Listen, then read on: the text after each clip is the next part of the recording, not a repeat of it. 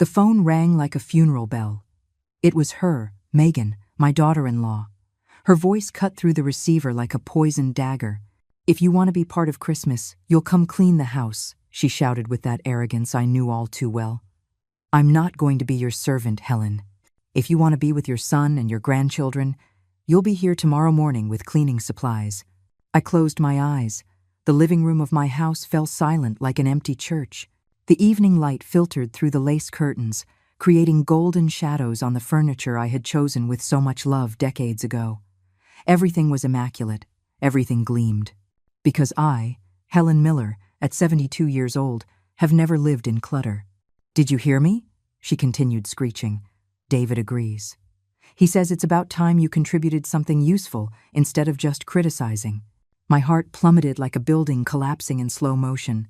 David, my son, my only son.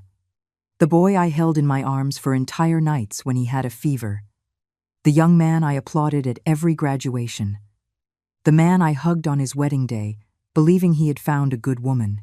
"Besides," Megan continued, "this year dinner will be at our new house, the one we bought without your help, by the way. So if you want to see the children open their presents, you know what you have to do." Her words hit me like stones against glass. To see my grandchildren, those beautiful creatures who carried my blood, who ran to me shouting "Grandma" every time they saw me. Now my presence was conditioned on me becoming their maid. "Well," she insisted, "are you going to come clean, or would you rather stay alone in your little old house watching soap operas?" Little old house. As if this house, where I raised my son as a single mother, where I worked double shifts to give him everything he needed, was something despicable. As if these walls, which held decades of love and sacrifice, were worthless. "Enjoy it," I replied with a calmness that surprised even me. "What did you say?" I said, "Enjoy it. Have a beautiful Christmas." And I hung up. The silence that followed was deafening. I sat in my favorite armchair, the green velvet one that had belonged to my mother, holding the phone as if it were a sacred relic. My hands were trembling slightly, but not from fear. It was something different. It was determination crystallizing in my veins, like burning ice. I walked to the window. The garden stretched out before me like a perfect postcard, the rose bushes I had planted with my own hands, the small stone path David had helped build when he was 12, the fountain where birds came to drink every morning.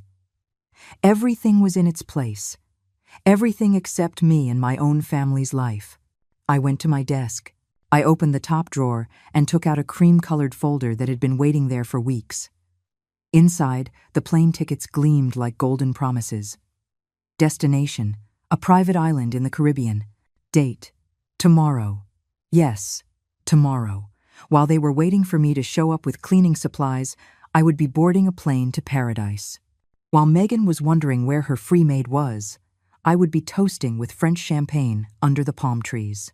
I had booked this suite 2 months ago, after the last humiliation, when they told me I couldn't have an opinion on my grandchildren's education because I was out of touch, when they forbade me from bringing them gifts because I was spoiling them too much, when they made me feel like a stranger in my own family.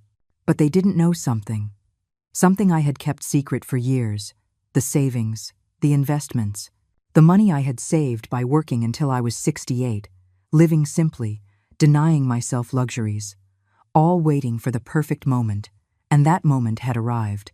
I picked up my phone and dialed the travel agency's number. "Mrs. Miller," Caroline's sweet voice answered. "Everything is ready for your trip tomorrow." "Completely ready," I replied, feeling a genuine smile spread across my lips for the first time in months. "And Caroline, make sure the professional photographer is available. I want the best pictures of my life." The morning arrived like a golden caress on my skin. I woke up in the most luxurious suite at the resort, with the sound of waves kissing the white sand like celestial music. The air smelled of jasmine and freedom. For the first time in years, I hadn't woken up thinking about the needs of others, about constant demands, about silent reproaches. I approached the mirror in the marble bathroom. The woman looking back at me had sparkling eyes. 72 years old, and I finally looked radiant. The coral dress I had bought especially for this trip fit me perfectly. It highlighted the golden tan already beginning to form on my skin. Breakfast was served on my private terrace. Tropical fruits I had never tasted, coffee that tasted like glory, freshly baked bread that melted in my mouth like butter. As I ate, I thought of Megan. She was probably waiting for me with the cleaning supplies, looking at the clock, wondering where her free maid was. "Excuse me, Mrs. Miller." A soft voice interrupted me. It was Mark, the resort's professional photographer. A charming young man with a genuine smile. "Are you ready for the photo shoot?" "More than ready," I replied, feeling an excitement I thought was lost forever. For the next few hours, I became the star of my own movie. Photos on the beach, with the sun creating a golden halo around my figure. Photos in the infinity pool, with the ocean stretching to the horizon like an eternal promise. Photos at the gourmet restaurant, toasting with champagne that cost more than Megan's monthly budget. Every click of the camera was a declaration of independence. Every pose was an act of rebellion against years of making myself small, of accepting crumbs, of allowing them to treat me like an old, bothersome piece of furniture.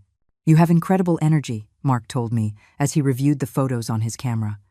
"You can tell you're living your best moment." "That's right," I replied, surprising myself at how confident my voice sounded. "I am being reborn." As Mark captured my image in different settings around the resort, my mind traveled to the exact moment when everything went wrong. It had been 2 years ago, at a seemingly normal family dinner. David had announced that Megan was pregnant with their 3rd child. I had jumped with excitement, hugging them, offering to help in any way I could. "That won't be necessary, Helen," Megan had said with that fake smile I knew so well. "My mother is going to come help me. She actually understands how to raise modern children." The stab had been directly to the heart. David had said nothing. He had just looked down, as he always did when his wife humiliated me. My silence had become an accomplice to my own destruction.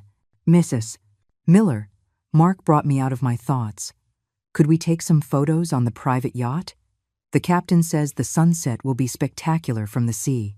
"Of course," I replied, feeling the adrenaline of revenge run through my veins like golden honey. The yacht was a floating work of art. Polished wood, glass deck, interiors that looked like they were straight out of a luxury magazine. As we sailed through crystal-clear waters, Mark couldn't stop taking pictures. Me posing on the bow, with the wind moving my silver hair like silk. Me toasting with rosé champagne while the sun reflected in my glass like liquid diamonds. "These photos are going to be sensational," Mark murmured, clearly impressed. "Are you celebrating something special?" "My independence?" I replied without hesitation. After 72 years, I've finally learned that I don't need anyone's approval to be happy. In the afternoon, while enjoying a massage with aromatic oils at the spa, my mind continued to unravel the threads of the past. I remembered every humiliation, every exclusion, every moment they made me feel invisible. The Christmases where I arrived with gifts and was met with long faces. The birthdays where my presence seemed to bother more than delight. I especially remembered last year, when my grandchildren had performed in a school play. I found out by chance when I overheard David talking on the phone with his mother-in-law, inviting her. They didn't even mention it to me.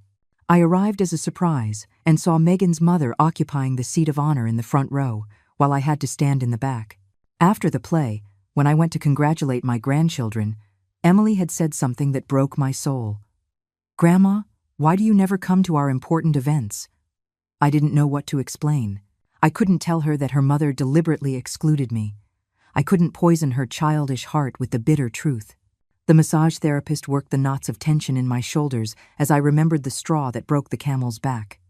It had been a month ago when David had called me to borrow money. "It's for Megan's car, Mom. Hers broke down, and she needs a new one to take the kids to school." I had agreed immediately. I transferred the money without questions, without conditions, as I always had. But 2 days later, I saw on Megan's social media the photos of the new car, a brand new, fully loaded BMW that cost 3 times what I had loaned them. They had used my money as part of the down payment, but they had made me believe it was for something basic and necessary. That was the final betrayal. Not only did they lie to me, but they underestimated me, believing I was too foolish to discover the truth. The sun was beginning to set when I returned to my suite. The photos had already been edited and transferred to my phone. They were works of art. I was the star of each one, radiant, elegant, happy, a woman who had decided to write her own ending instead of letting others dictate it. I opened my social media app for the first time in months.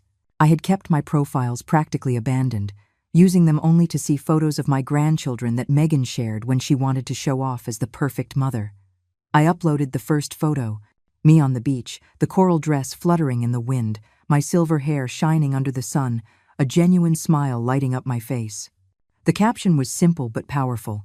When life closes doors, build your own palace. Christmas in paradise. I posted it. My heart pounded like a war drum. The first likes started coming in like raindrops at first, then like a torrent. Friends I hadn't seen in years, neighbors, acquaintances from work, all commenting on how radiant I looked, how happy, how elegant. Helen, you look beautiful, living your best life. You are an inspiration. But I was waiting for other reactions, the ones that really mattered. I uploaded the second photo an hour later. Me on the yacht, toasting with champagne, the sunset painting the sky in shades of gold and purple behind me. My smile was pure satisfaction.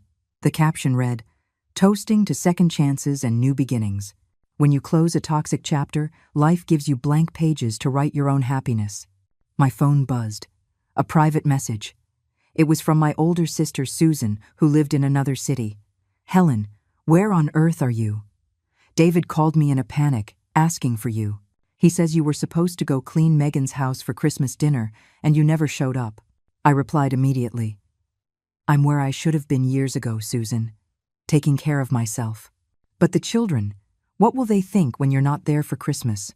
"They'll think whatever Megan tells them to think, as always." There was a long pause before her next message. "Helen, there's something you need to know. Something I should have told you a long time ago." My heart sped up. "What is it?"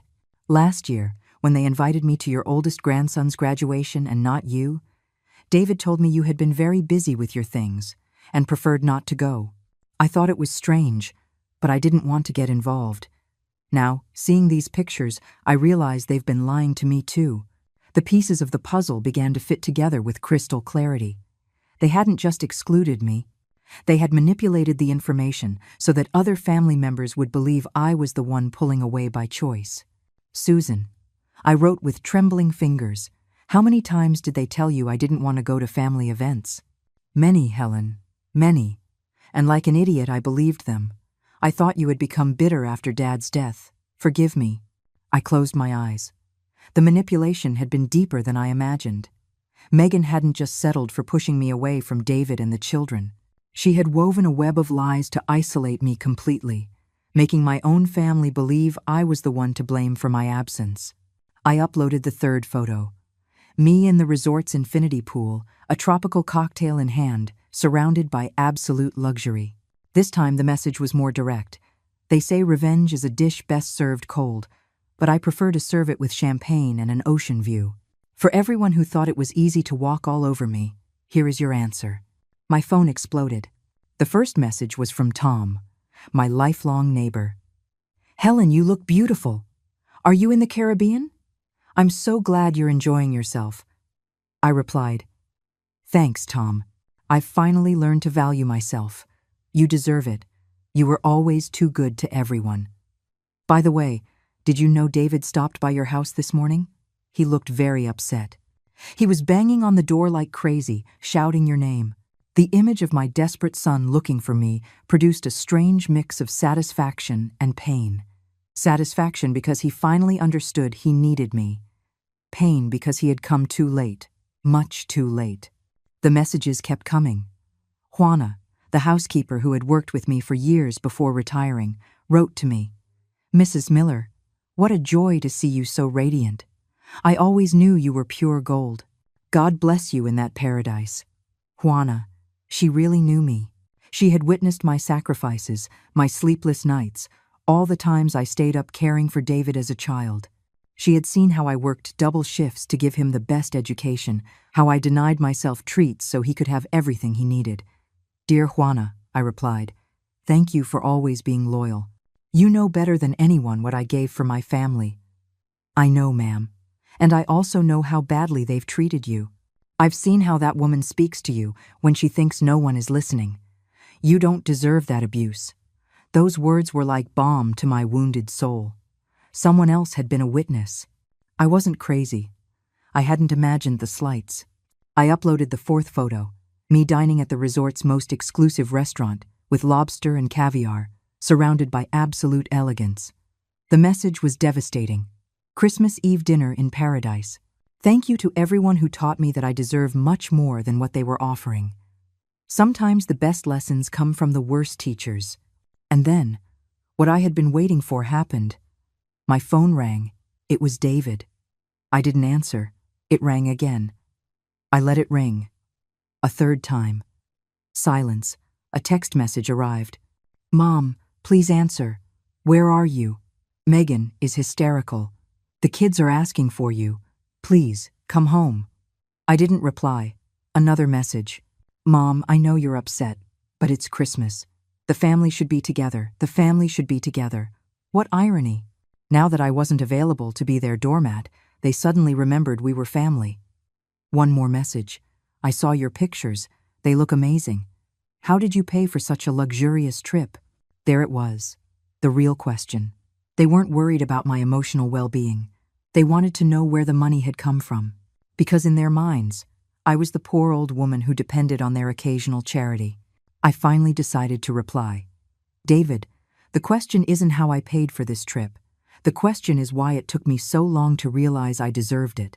Mom, I don't understand. Please, explain what's happening. What's happening, my son, is that your mother got tired of being treated like a servant in her own family. What's happening is that I decided to celebrate Christmas with someone who truly values me myself. There was a long pause. Then, but the children. Mom, they need you. The children need a grandmother who respects herself, David, not one who accepts crumbs out of pity. My phone began to ring frantically. Call after call. David, unknown number. David again. Another unknown number. I didn't answer any of them. The messages multiplied like a virus. David pleading. Megan furious from friends' phones, distant relatives asking what was happening. But I was at peace. For the first time in years, I was exactly where I wanted to be, doing exactly what I wanted to do, without asking anyone for permission. I uploaded the fifth photo. Me dancing salsa with a resort instructor, laughing like I hadn't laughed in decades. The message was blunt. Life begins when you decide to stop living for others and start living for yourself. At 72, I finally learned to dance to my own rhythm. My phone showed 23 missed calls, and the night was just beginning. The dawn of the second day arrived with the constant sound of my phone vibrating on the marble nightstand. It was 5 a.m. in the Caribbean, which meant it was already 6 back home. The perfect time for the day after Christmas family panic. I got up slowly, savoring every second of the freedom I felt in my bones. The sunrise painted the ocean in shades of pink and orange. It was the second day of my new life, and my phone already showed 56 missed calls. 56. I laughed to myself on the suite's terrace. 56 desperate calls from a family that had ignored me for years. The irony was as delicious as the Jamaican coffee I was drinking. I opened the messages. There were over 100. David, Megan from borrowed numbers, relatives who hadn't spoken to me in months, all wanting to know where I was, what I was doing, how I dared to ruin the family Christmas. The first one I read was from David, sent at 3 a.m. Mom, Megan didn't sleep all night. She's devastated. She says she never meant to hurt you. Please, call us. Devastated. Of course she was devastated. Her perfect plan had crumbled. Her free maid had flown the coop, and now she had to face the consequences of years of manipulation. The second message was more revealing. The kids are asking for you non-stop. Emily cried all night asking if you had died. Please, at least tell them you're okay. There was the real pain. My grandchildren. Those innocent little ones who had been used as emotional weapons against me were now suffering because their mother had completely underestimated their grandmother. But I wasn't going to give in. Not this time. I uploaded my sixth photo. Me at breakfast with a table full of exotic fruits, fresh juices, and a spectacular ocean view. My smile was serene, powerful. The message I wrote was calculatedly calm. Good morning from paradise. Nothing like waking up without the sound of reproaches, demands, or manipulations. Peace has an exquisite taste. The comments immediately exploded. Friends applauding me, strangers inspired by my story, and among them, like thorns among roses, the furious comments from accounts I recognized as Megan's friends. So selfish, abandoning your family on Christmas. The grandchildren must be devastated. A real grandmother would never do this. Each negative comment made me smile more because it confirmed that my message had hit its mark. Megan was so desperate she had recruited her friends to attack me on social media. My phone rang again. This time it was a number I didn't recognize. I decided to answer. Helen? It was an older woman's voice, trembling. It's Norma, Megan's mother. Norma, the famously perfect mother-in-law who always knew how to raise children better than I did. The woman who had taken my place at every important event for my grandchildren. Hello, Norma, I replied with icy calm. Helen, please, you have to come back. Megan is a wreck. The children don't understand why their grandmother abandoned them on Christmas. Abandoned. The word came out of my mouth like sweet poison. Norma, did Megan ever tell you that she conditioned my presence at Christmas dinner on me cleaning her house?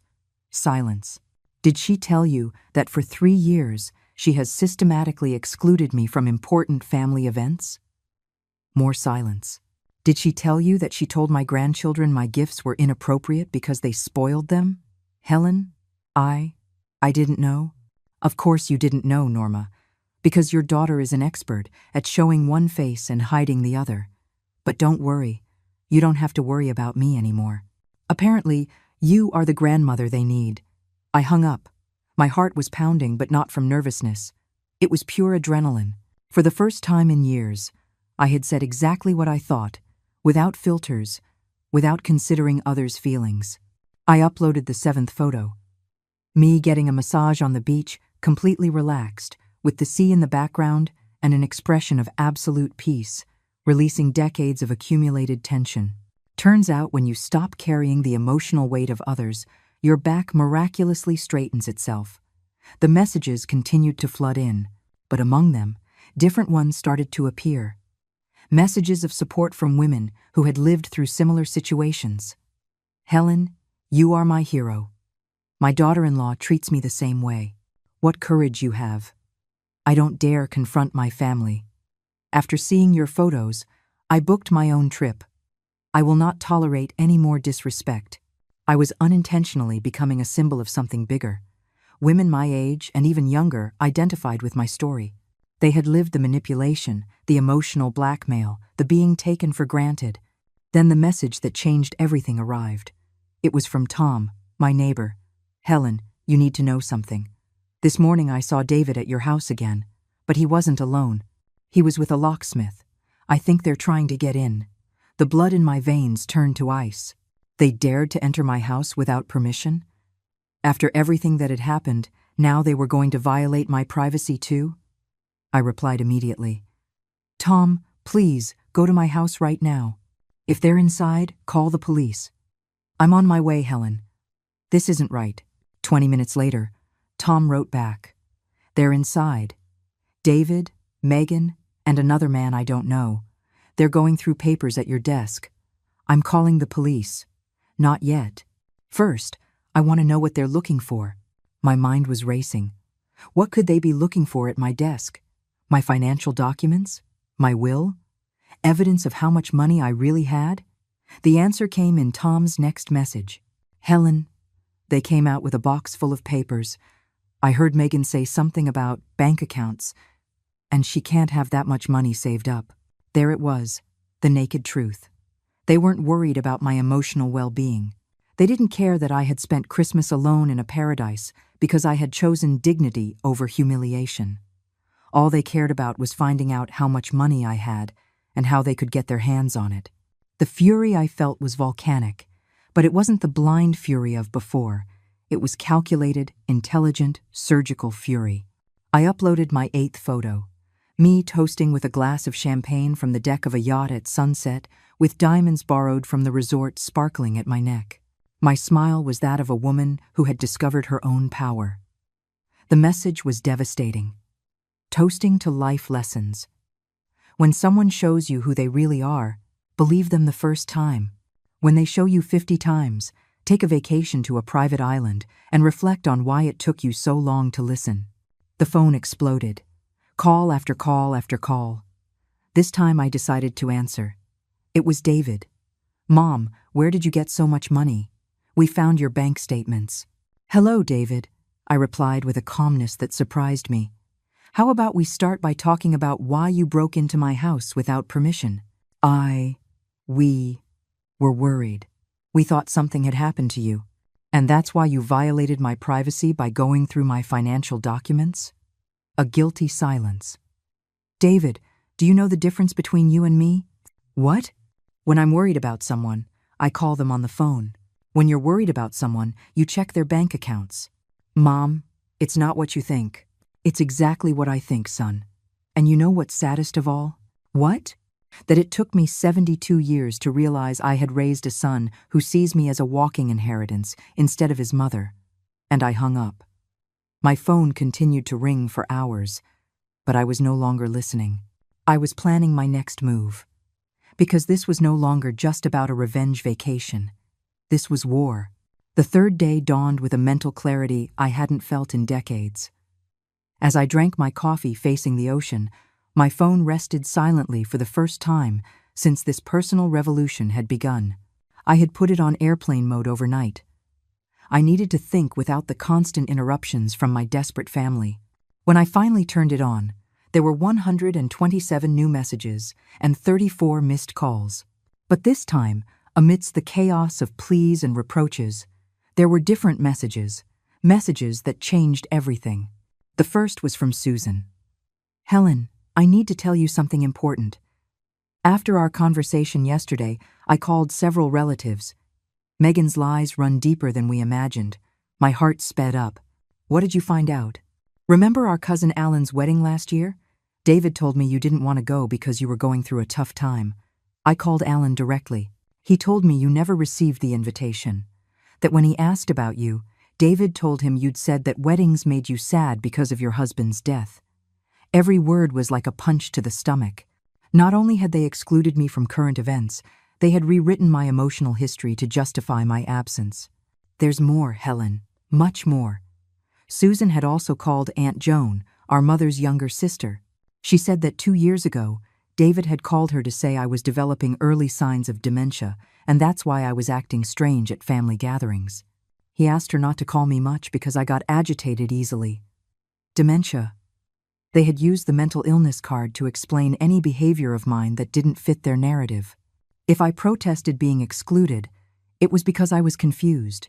If I questioned their decisions, it was because I was agitated. Helen, are you there? I'm here, Susan, just processing the magnitude of the betrayal. I also called Tom. He told me Megan had told several neighbors that you were going through a severe depression, and that's why you didn't leave the house much. That it was better not to bother you with visits. The web of lies was perfect, systematic, calculated. They had created an alternate version of Helen Miller, an elderly woman, confused, depressed, antisocial, who distanced herself from her family due to mental problems.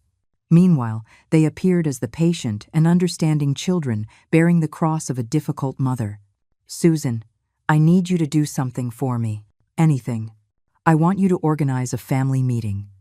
Everyone you can contact. Aunts, cousins, close neighbors. But don't tell them I'm the one organizing it. Tell them it's to clarify Helen's situation, because you're worried. When? Tomorrow. At my house. I have to go back. Are you sure? I've never been more sure of anything in my life. I hung up and immediately called the airline. I want to change my return flight to this afternoon. Of course, Mrs. Miller. Any problem with your stay? On the contrary, I replied with a smile that could be felt through the phone. My mission here is complete. As I packed my things, I uploaded my 9th photo. Me in the resort lobby, bags packed, elegantly dressed in an emerald green suit I had bought at the hotel boutique. My expression was serene but determined. Paradise was beautiful, but some battles must be fought at home. When you have the truth on your side, no battlefield intimidates you. The comments were immediate and divided. My new followers cheered me on. Go get them, Helen. Show them who you really are. But there were also panicked messages from my family. David, Mom, are you coming home? Please, we need to talk. Megan, from a friend's phone. Helen, I made mistakes. Give me a chance to explain. I didn't respond to any of them. They were right to be nervous. I was coming back, but not as the submissive Helen who had left. I was returning as a woman who had rediscovered her worth, and that terrified them. The flight back was meditative. As the clouds stretched beneath me like white cotton, I mentally reviewed every piece of evidence I had gathered. Not only did I have proof of their current manipulation, I now had a complete map of years of systematic lies. I landed at 8 at night. Tom was waiting for me at the airport, as we had arranged by text. Helen, he hugged me tightly. You look incredible. Radiant.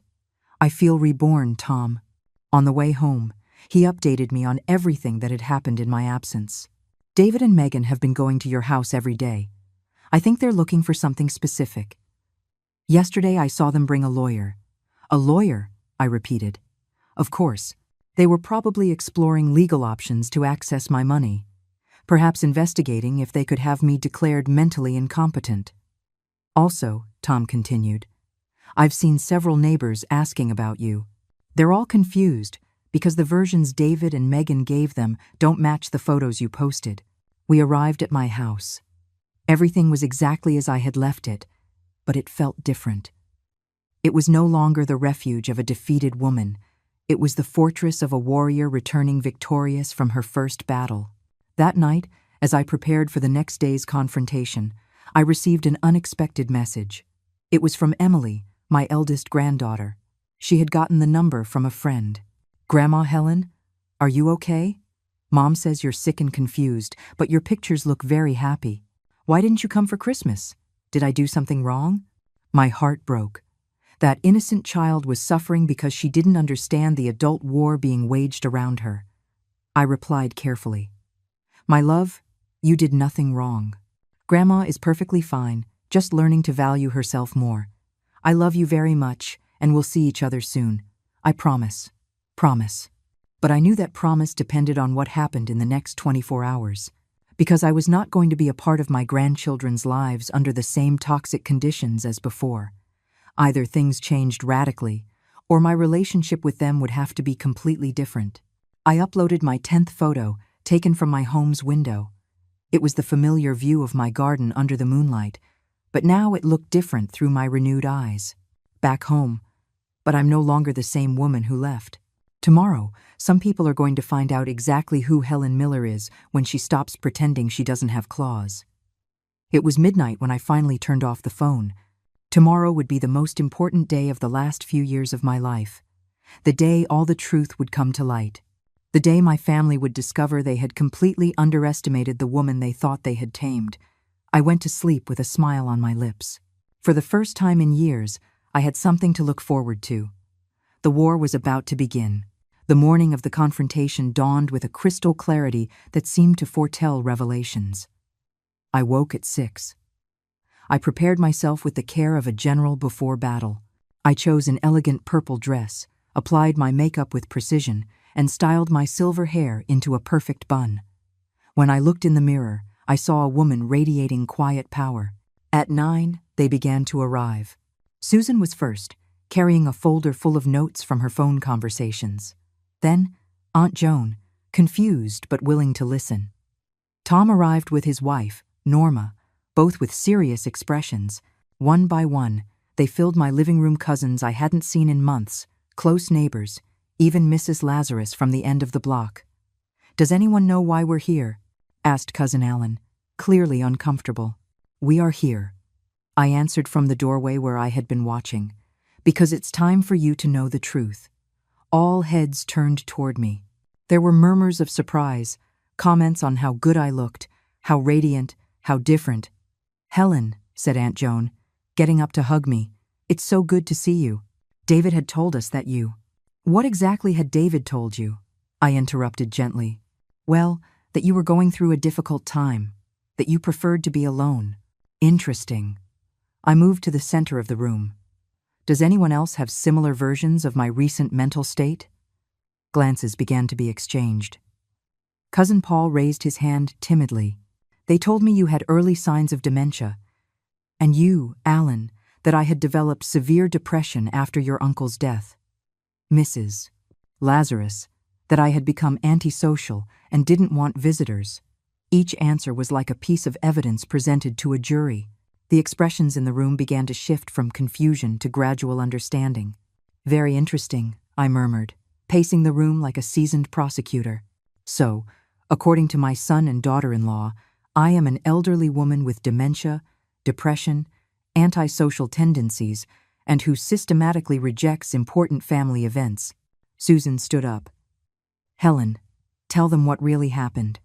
Oh no, I replied with a smile that didn't reach my eyes. First, I want them to get here. As if summoned by my words, the doorbell rang. Tom peeked out the window. It's David. He's with Megan. And that's a lawyer. Perfect.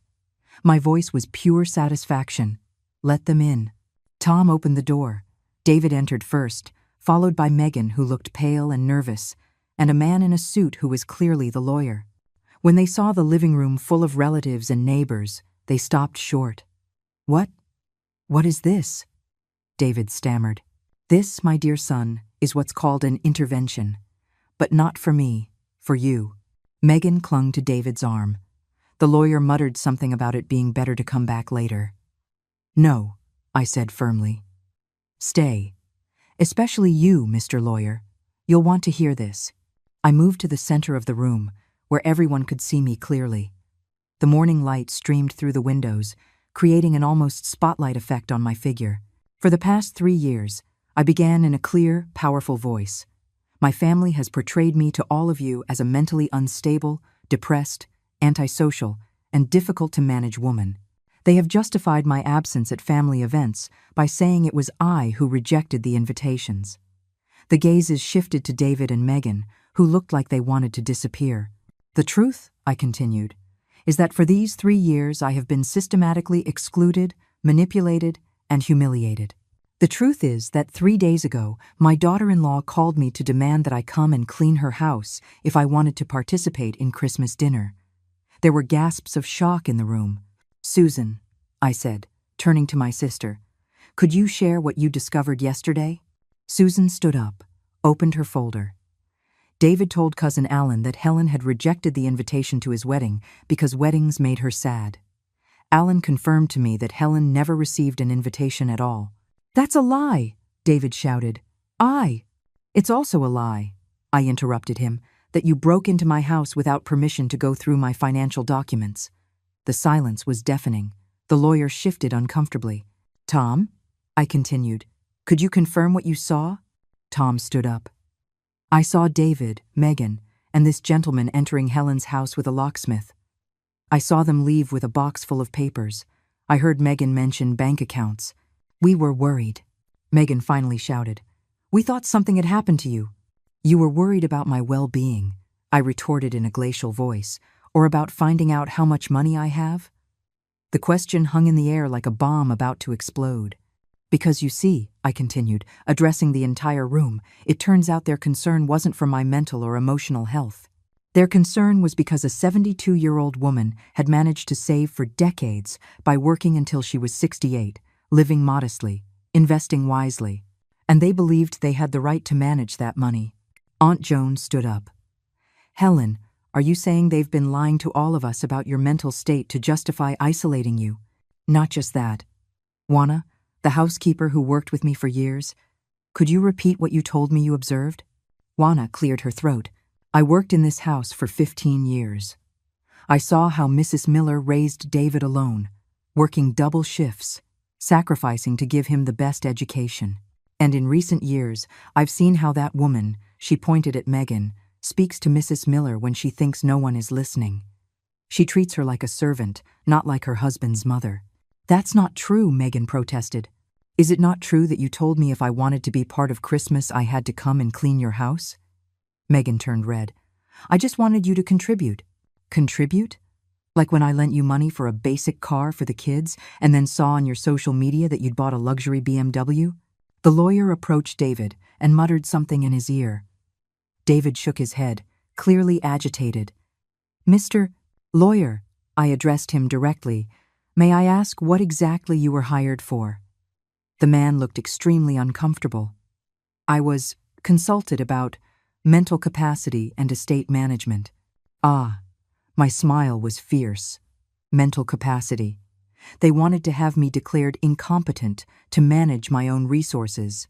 "No, Mom," David shouted. "We just wanted to make sure you were protected." Protected? My voice rose for the first time. Protected from whom, David? From my own decision-making ability? From my right to choose how to spend my money? From my right to say no when I'm treated like garbage?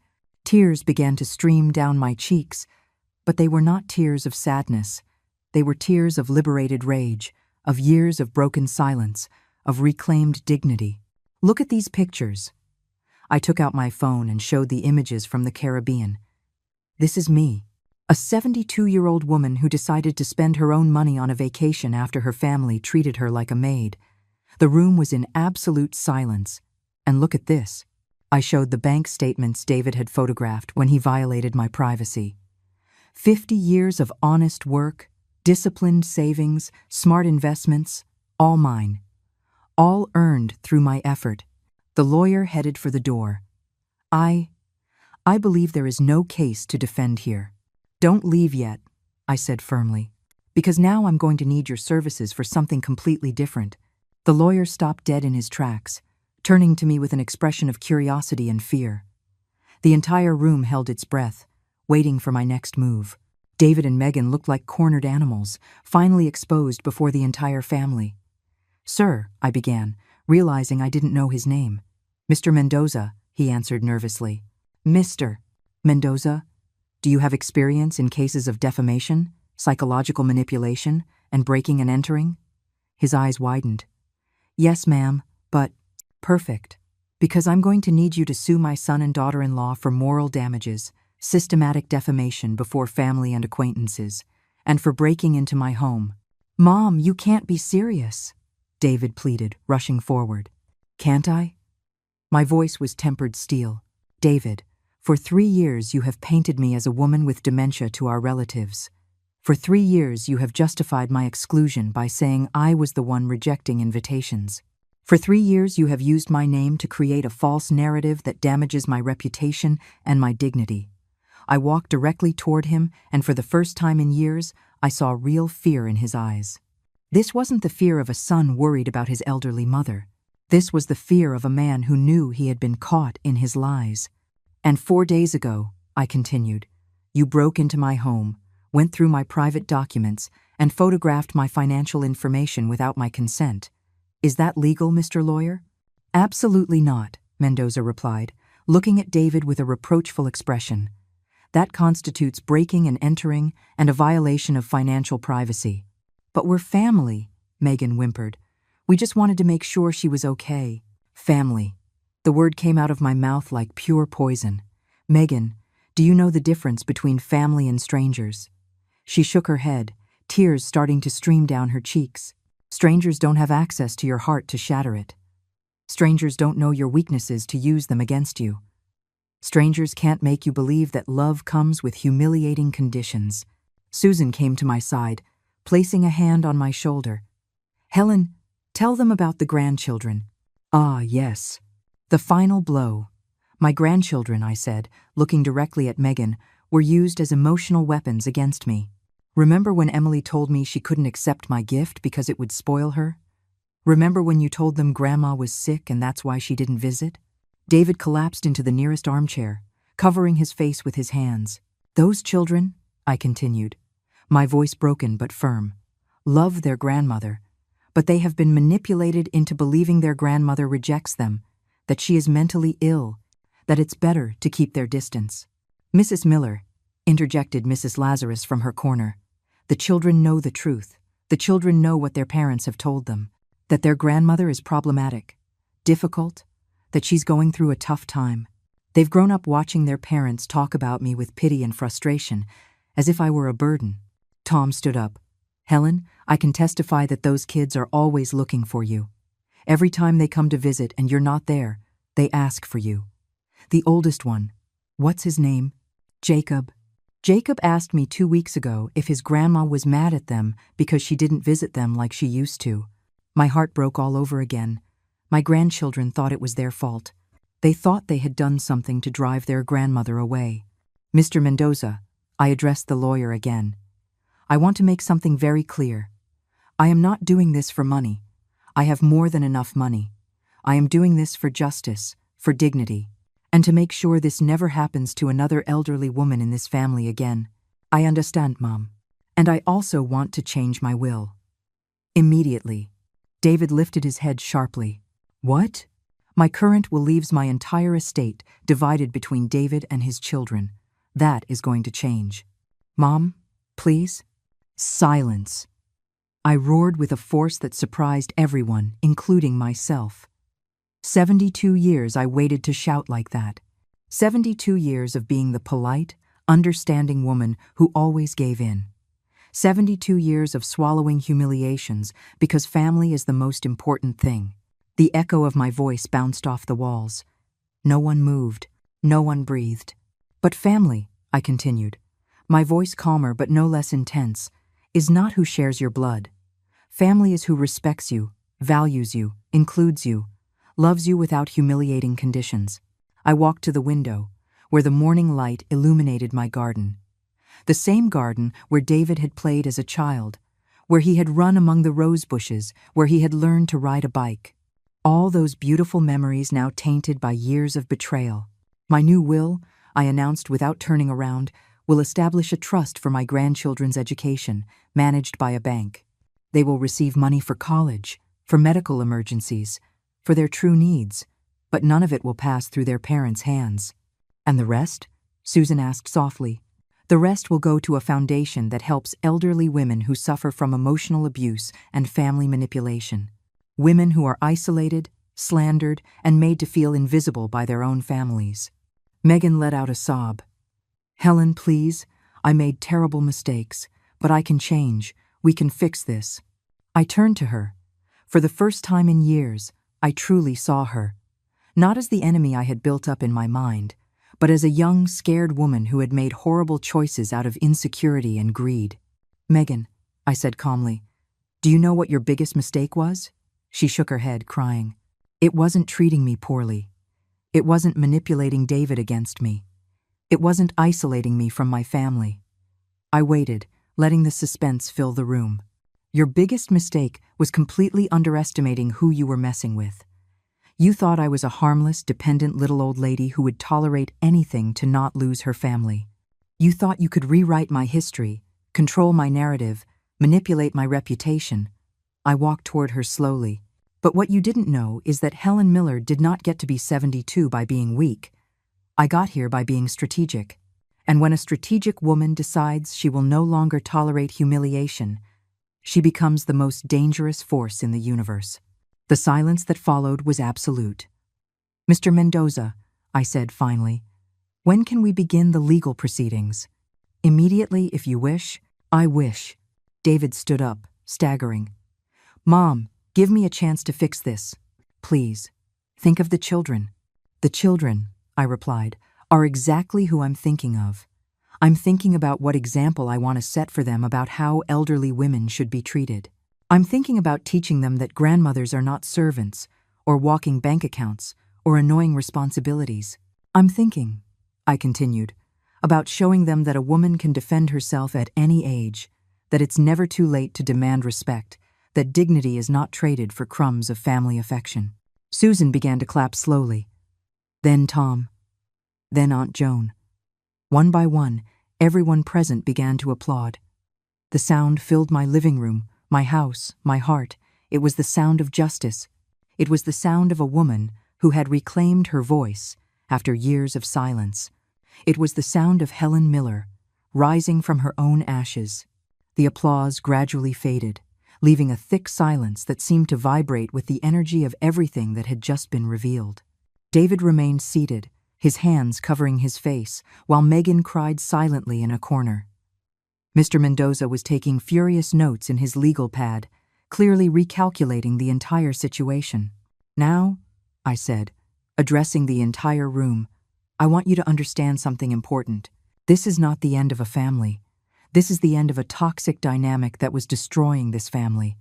I walked to the center of the living room where everyone could see me clearly. "David," I said softly, "look at me." My son slowly raised his head. His eyes were red, swollen. In them, I saw the boy he had been, the young man I had raised with so much love. But I also saw the man who had allowed his wife to destroy our relationship. "Do you know when you started to lose your way?" I asked him. He shook his head.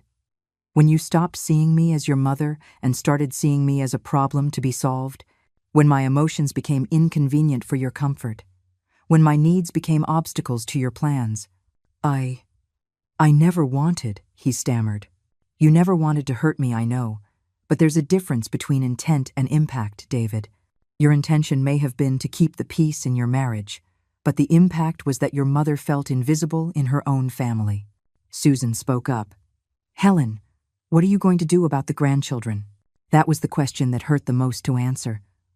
"My grandchildren," I replied slowly, "are going to need time to understand the truth. They're going to need therapy to undo years of false narratives. And they are going to need parents who are capable of admitting their mistakes and working to repair them." I looked directly at David and Megan. "If you are willing to do that work, if you are willing to go to family therapy, to admit to the children that you lied about their grandmother, to rebuild this relationship from a place of total honesty, then we can talk about a future. And if we don't?" David asked in a broken voice. "If you don't, the grandchildren will have a grandmother who loves them from a distance, who has left a trust to secure their future, and who taught them by her example that it is never too late to stand up to abuse, even when it comes from family." Megan timidly approached. "Helen, I know what I did was unforgivable. I know it took me years to realize how horrible I was being. But when I saw those pictures of you in the Caribbean, when I saw how happy you looked without us," her voice broke, "I realized that you weren't the problem. The problem was that I was so afraid of not being enough for David, so afraid that he loved you more than me, that I decided to eliminate you from the equation." It was the first time I had heard her admit the real truth. Not excuses, not justifications, the raw truth. "Go on," I encouraged her. "I was jealous, Helen. I always have been. Jealous of how David talks about you, of how he admires you, of how he loves you. When I was younger, I thought I could compete with you. But the more I tried to win, the more I realized that a mother isn't something you compete against. She's someone you share." Genuine tears were streaming down her cheeks. But by the time I realized that, I had already done so much damage, I didn't know how to go back. Every lie needed another lie. Every exclusion needed a justification. Every humiliation needed an excuse. "And the children," she added in a broken voice, "I used them to hurt you because I knew it was the only thing that would truly break your heart." The silence that followed was heavy, laden with years of finally acknowledged pain. "Megan," I said after a long pause, "your honesty is a first step, but first steps don't erase years of damage. I know. Are you willing to go to therapy? To work on understanding why you needed to destroy another woman to feel secure? To admit to your children that you lied to them about their grandmother?" "Yes," she replied without hesitation. "Whatever it takes." "And you, David?" My son slowly stood up. "Mom, I knew. Not everything, but I knew something was wrong. I knew Megan exaggerated when she talked about you. I knew some of her stories didn't add up. But it was easier to believe her than to face the truth." "What truth?" "That I had married someone who was capable of manipulating and hurting my own mother. That I had chosen my marital comfort over the dignity of the woman who gave me life." His words hit me like shockwaves. It was the most honest admission I had heard from him in years. "David, why did you let it get to this point?" "Because I'm a coward, Mom. Because it was always easier to let you absorb the abuse than to confront Megan. Because I knew you would love me no matter what, while with her I constantly had to keep the peace. And now? Now I understand that I lost my mother because I was afraid of losing my wife. And in the end, I almost lost you both." Tom cleared his throat. "Helen, what do you need from us?" I need witnesses, I replied. I need the truth to be known by everyone. I need that when someone asks about Helen Miller, the answer isn't the poor lady with dementia, but the woman who refused to be walked over. Aunt Joan stood up. We'll do it. We'll all talk to whoever is necessary. And I need time, I continued. I need time to decide if I can forgive. I need time to heal. I need time to rebuild my relationship with my grandchildren without the toxic interference that has existed. How much time? David asked. As long as it takes. It could be months, it could be years. It depends on you and the real work you're willing to do. Mr. Mendoza closed his notepad. Mrs. Miller, do you want to proceed with the lawsuits? I thought for a moment. Would legal revenge be satisfying, or was it what I really needed? Miss Mendoza, I'm going to make the lawsuits conditional on the fulfillment of certain requirements. Which are? David and Megan must start family therapy immediately. They must have an honest conversation with the children about the lies they told about their grandmother. They must make a public statement acknowledging they slandered my character, and they must respect my space and my time until I decide if I want to rebuild this relationship. And if they comply with all of that, and if I see real and sustained changes, then we can talk about forgiveness. But if they fail on any of these points, we will proceed with the full force of the law. David nodded vigorously. We'll do it all, Mom. Everything. Don't tell me, I replied firmly. Tell your children when you explain to them why their grandmother wasn't at Christmas. I walked to the window once more. The sun was high now, bathing my garden in a golden light that made everything look renewed, fresh, full of possibilities. There's one more thing, I said without turning around. What? Asked David and Megan in unison. The next time you want to know about my money, my plans, or my mental state, you ask me directly. The next time you have a problem with me, we solve it face to face, without intermediaries, without manipulation, without lies. We promise, Megan whispered. Because, I continued, turning to face the whole room, Helen Miller is no longer the silent woman who tolerates everything. Helen Miller is a woman who knows her worth, who demands respect, and who accepts nothing less than what she deserves. The applause that followed was different from the first. This wasn't just support, it was recognition. It was the sound of a family that had just witnessed the rebirth of its matriarch. It was the sound of a woman who had reclaimed not just her voice, but her throne. 6 months after the day that changed everything, I was sitting on the terrace of my new house, a beautiful property I had bought on the outskirts of the city. It wasn't an escape, it was a choice. A place where I could start over, surrounded by gardens I had designed myself, with a view of the mountains I had always loved. Family therapy had begun the week after our confrontation. I had insisted on separate sessions at first, David and Megan working on their marriage and understanding the roots of their behavior, while I worked with a therapist specializing in emotional family abuse. I needed time to process decades of subtle manipulation, to understand how I had allowed my self-esteem to erode so gradually that I almost didn't notice. Grandma, Helen, I heard Emily's sweet voice behind me. I turned, and there she was, with Jacob and little Noah, accompanied by David. It was their third visit to my new house, and each time it felt more natural, more genuine. My loves, I said, opening my arms. They ran to me, but with a noticeable difference. The strange tension that existed before was gone. That feeling that they had to watch their words around Grandma. Their parents had finally told them the truth, adapted for their ages, about the mistakes they had made. Look, Grandma, Jacob said, showing me a drawing. I drew you at your new house. See, here are your flowers. The drawing filled my eyes with tears. It was me, smiling, surrounded by bright colors, with a beautiful house behind me. It was how he saw me through his eyes now, happy, free, at peace. It's beautiful, my love. Can I hang it on my refrigerator? Yes, and look, Grandma, I don't have to ask Mommy if I can accept your gifts anymore. Emily had grown so much in these months.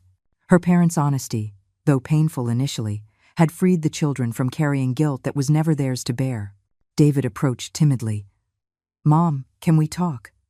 I nodded, pointing to the chairs on the terrace as the children ran off to explore the garden. How are the sessions going? I asked. Hard, he admitted. Very hard, but necessary. The therapist has helped me understand that, at some point, I stopped seeing you as my mother and started seeing you as a responsibility, as something that had to be managed. It hurt to hear, but I needed to hear it. The truth, however painful, was the only foundation on which we could rebuild. And Megan, she's working hard on herself. She's been writing you a letter for weeks. She rewrites it over and over because she says nothing she puts down feels like enough. I don't need perfect apologies, David. I need consistent actions. I know, and you're seeing them. The children know the truth now. We've contacted all the relatives to clear up the lies. Megan even spoke to the neighbors to explain that what she had said about your depression was false. It was true. Over these months, I had received calls and visits from family and friends who wanted to apologize for believing the false narrative. Some were genuinely sorry. Others were simply curious about the family drama. But everyone now knew the truth. Do you know what hurt me the most? I asked David. What?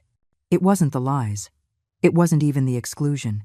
It was that you completely underestimated who I am. You believed I was so weak, so dependent, so needy for your approval that I would tolerate anything. David looked down. You're right. We never recognized your strength. We only saw what was convenient for us to see. And now? Now I see the woman who raised me alone working double shifts. I see the woman who rose from poverty through hard work and intelligence. I see the woman who, at 72, was able to plan a revenge so perfect it left us all speechless. For the first time in months, I smiled genuinely at David.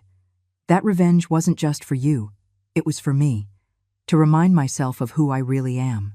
Grandma, Emily ran towards us. Is it true you have a foundation to help other grandmas? It's true, my love. During these months, I had officially established the Helen Miller Foundation for Elderly Women. It was still small, but it had already helped 15 women in situations similar to mine. Women who had been isolated, manipulated, and made to feel invisible by their own families. Can I help when I get older? Of course you can. David looked at me with genuine admiration. Mom, what you've built in these months, I'm proud of you. Thank you, son, but I didn't do it to make others proud. I did it because I finally understood that my worth doesn't depend on anyone else's approval. That afternoon, after David and the children left, I received an unexpected visit. Megan was at my door, alone, with a letter in her hands and tears in her eyes. Helen, she said when I opened it, can I talk to you? I invited her in. She looked different, thinner, but also more serene. The therapy was changing her. That was evident. I brought this, she said, handing me the letter. I know it doesn't fix anything, but I needed you to have it. I took the letter but didn't open it immediately. How are you, Megan? Broken, she answered honestly, but also relieved. For the first time in years, I don't have to uphold all those lies. I don't have to pretend I was the victim of a difficult mother-in-law. I can admit that I was the one who caused this disaster. Why did you come today? Because in therapy, I've been working on something called active repair. It's not enough to acknowledge the damage. You have to do something to repair it. She sat on the edge of the armchair, as if she didn't feel she had the right to be comfortable. I've been volunteering at a center for elderly women, helping with activities, listening to their stories. And in every older woman I meet, I see what I did to you. I see the damage a toxic daughter-in-law can cause. And what have you learned? That older women aren't obstacles for young marriages. They are sources of wisdom we should be honoring, not destroying. That a mother-in-law isn't competition, she's a gift. And that I wasted years of a relationship that could have been beautiful because of my own insecurities. I opened the letter. It was long, handwritten, filled with specific acknowledgments of every harm she had caused. But what struck me most was the ending. Helen, I'm not asking for your forgiveness because I know I don't deserve it yet. I'm asking for the chance to spend the rest of my life proving I can be different. I'm asking for the chance for my children to see how a woman can recognize her mistakes and work to change. I'm asking for the chance to honor the incredible woman you are, instead of trying to diminish you. I folded the letter carefully. Megan, do you know the difference between remorse and guilt? No. Guilt is a feeling that paralyzes you. It makes you feel bad about yourself, but doesn't necessarily motivate you to change. Remorse, on the other hand, is action. It's the commitment to do things differently. Which one do you think I'm feeling? I think you are transitioning from one to the other, and that's a good thing. We sat in silence for a few minutes, watching the sun set behind the mountains. Helen, she said finally, do you think we can ever have a real relationship? Not just civil for the children's sake, but real? I think, I answered carefully, that authentic relationships are built on truth, respect, and consistency over time. If you can demonstrate those three things, sustainably, then yes, we can build something real. How long? As long as it takes. There's no rush, Megan. Strong relationships aren't built in weeks or months. They're built in years. When she left that night, I stayed on my terrace late, looking at the stars. For the first time in years, the future felt full of possibilities instead of burdens. My phone vibrated. It was a message from a 68-year-old woman named Carmen, who had contacted my foundation. Mrs. Miller, your story gave me the courage to confront my family about how they treat me. I have a meeting with my children tomorrow. Could you call me before? I need to hear your voice to feel strong. I smiled in the darkness. This was my purpose now. I had not only regained my own dignity, but I was helping other women regain theirs. I replied, of course, Carmen. I'll call you early tomorrow. Remember, your worth doesn't depend on others recognizing it. It depends on you recognizing it. As I prepared for sleep in my beautiful new house, I thought about the journey I had traveled, from that humiliating call from Megan to this moment of peace and purpose.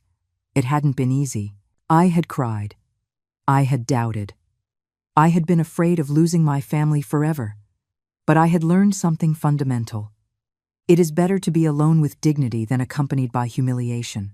And the most beautiful thing of all is that I didn't have to choose between the two. I had reclaimed my dignity, and slowly, my family was learning to love me in the way I always deserved. Before closing my eyes, I whispered a phrase that had become my mantra. Legacy isn't a tombstone of silent sacrifices and crushed dignity. It's a map.